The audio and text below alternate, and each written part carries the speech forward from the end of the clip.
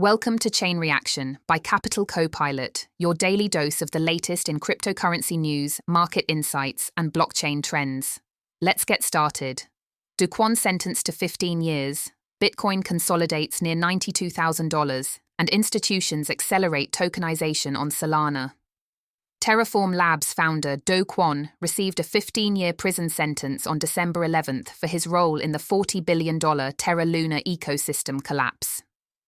District Judge Paul Engelmeyer issued the sentence in Manhattan Federal Court after Kwon pleaded guilty to conspiracy to commit fraud and wire fraud. The judge described the magnitude of fraud as eye-popping, citing Kwon's deceptive social media conduct that encouraged retail investors to hold positions while he privately exited. Kwon will forfeit $19.3 million and may serve half his sentence in South Korea.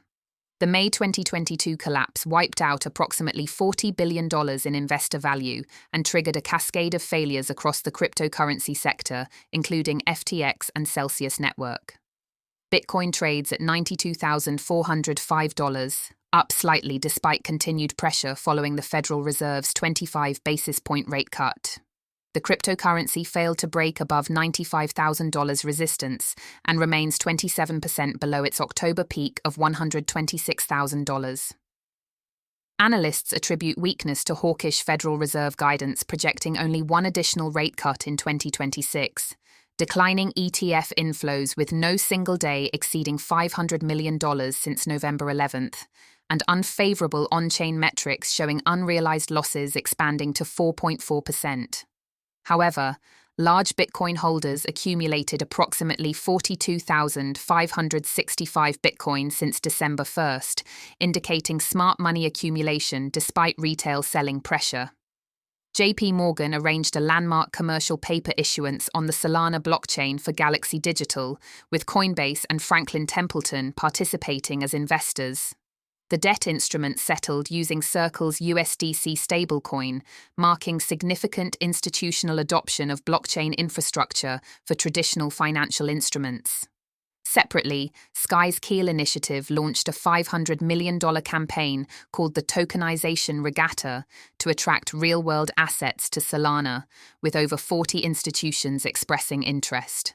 The effort operates using reserves from Sky's $6 billion USDS stablecoin and reflects a broader $2.5 billion roadmap for Solana-based tokenized finance.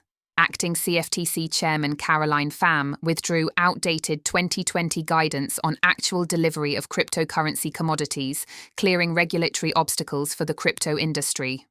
The agency also issued no-action letters to Polymarket, Gemini, Predictit, and LedgerX, granting regulatory relief from certain swap data reporting requirements. The Senate advanced confirmation votes for Mike Seelig at the CFTC and Travis Hill at the FDIC, both pro-crypto nominees expected to receive final approval next week. XRP launched cross-chain expansion through Hex Trust's Wrapped XRP initiative, bringing the token to Ethereum, Solana, Optimism, and HyperEVM with $100 million in total value locked at launch. The wrapped asset maintains one-to-one backing with native XRP held in regulated custody, enabling DeFi applications without reliance on unregulated bridges. XRP currently trades at $2.04, down 20% over 30 days despite strong ETF inflows approaching $1 billion. Meanwhile, YouTube enabled US creators to receive earnings in PayPal's PYUSD stablecoin, reflecting growing mainstream adoption of stablecoins for payment infrastructure. That's a wrap for today's edition of Chain Reaction by Capital Copilot. We hope you're feeling more informed and ready to navigate the cryptoverse. Until next time, keep your digital wallets ready.